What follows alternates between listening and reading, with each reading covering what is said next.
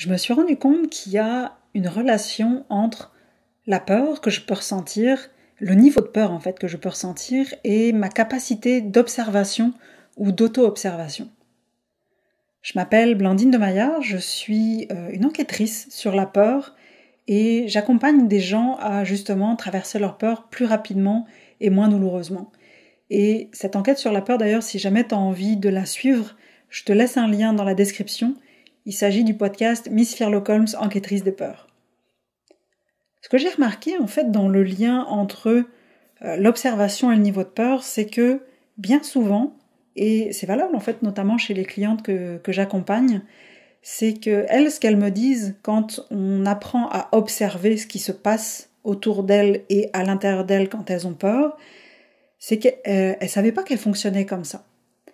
Et moi j'ai remarqué ça aussi chez une jeune fille de mon entourage, c'est-à-dire que c'est une jeune fille qui a beaucoup de peur dans la vie en général, et en fait ce dont je me rends compte quand je l'observe, c'est qu'elle a une capacité à observer ce qui se passe autour d'elle qui est très faible.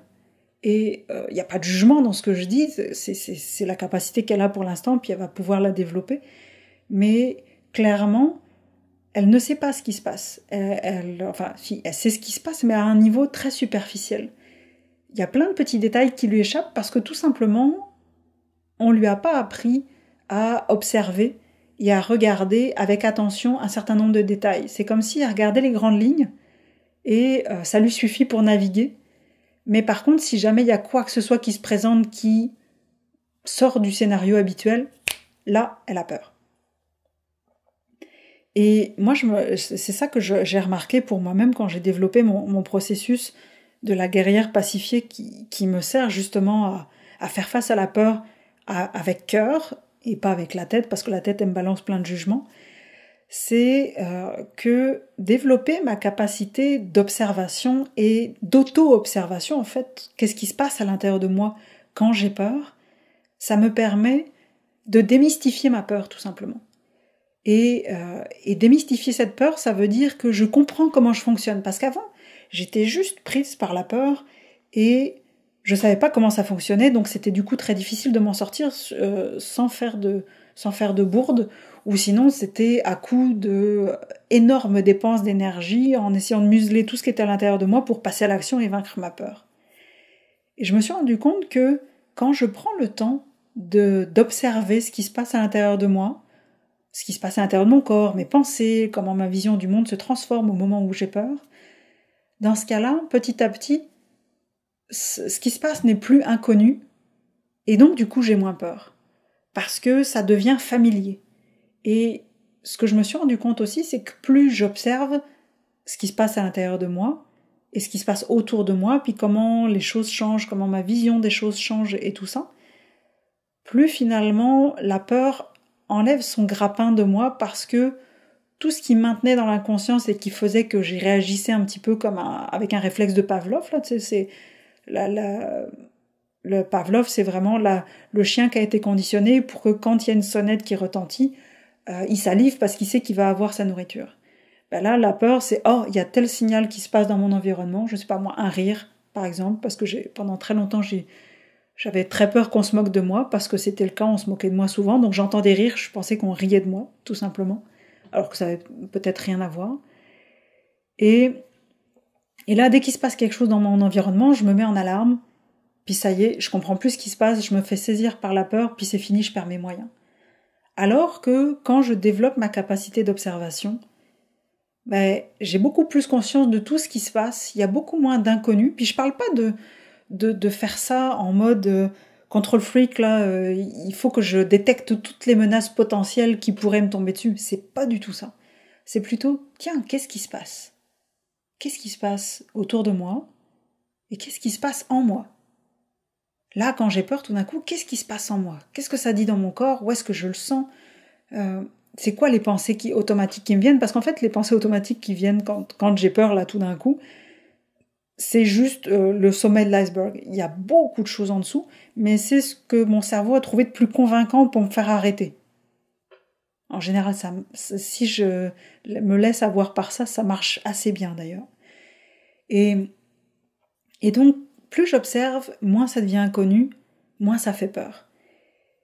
Et donc, c'est ça que je trouve vraiment important, en fait, que j'ai développé petit à petit, c'est cette capacité d'observation. Puis si jamais toi, tu penses que tu ne l'as pas, déjà, tu peux réécouter ce que je disais pour trouver justement les pistes d'observation de toi-même, sur tes pensées, sur ton corps, sur ta vision du monde et tout ça.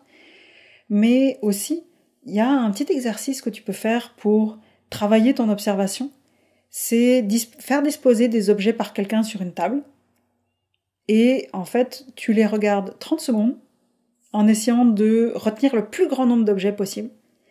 Et au bout de 30 secondes, la personne masque la table ou tu te retournes et tu dois donner le plus grand nombre d'objets. Tu dois nommer le plus grand nombre d'objets possibles qu'il y avait sur la table que tu as vu pendant ces 30 secondes. Et donc, c'est vraiment intéressant parce que petit à petit, tu vas voir que tu vas être de plus en plus bonne ou de plus en plus bon si tu es un homme qui m'écoute. Et ça, déjà, ça développe la capacité de mémorisation, mais aussi d'observation de qu'est-ce qu'il y a. Parce qu'après, tu peux corser le jeu en essayant de décrire chacun des objets. Tu prends un tableau, tu l'observes pendant 30 secondes, tu essaies de décrire le plus de détails possible que tu peux une fois que tu as arrêté de le regarder. Et vraiment, sincèrement, développer cette capacité d'observation-là, moi, ça m'aide au quotidien à avoir beaucoup moins peur. Parce que maintenant que je l'ai développé, c'est une habitude que j'ai et donc il y a beaucoup moins de choses inconnues qui se passent à l'intérieur de moi. Et c'est fou parce que justement, tout devient plus simple parce que je suis en terrain connu quand bien même il s'agit d'une peur. Et même à la fin, au bout d'un moment, quand j'ai suffisamment observé, je peux avoir un élan spontané qui me dit « Tiens, j'aimerais faire ça à la place ». Mais bon, ça j'en parlerai sans doute dans une autre vidéo, mais c'est ça que je fais avec les clientes que j'accompagne.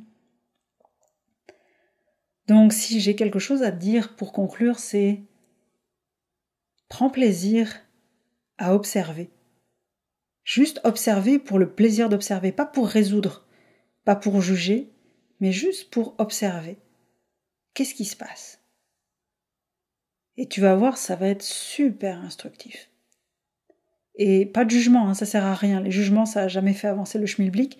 Donc c'est juste regarder ce qui se passe, juste pour regarder. Et plus ça va aller, plus tu vas te connaître. Puis en fait, moi je trouve que c'est une magnifique chasse au trésor parce que chaque nouvelle peur m'en apprend un peu plus sur moi-même, sur ma manière de fonctionner, sur ce qui est important pour moi. Donc je trouve ça top en fait. Donc c'est ça que je te souhaite.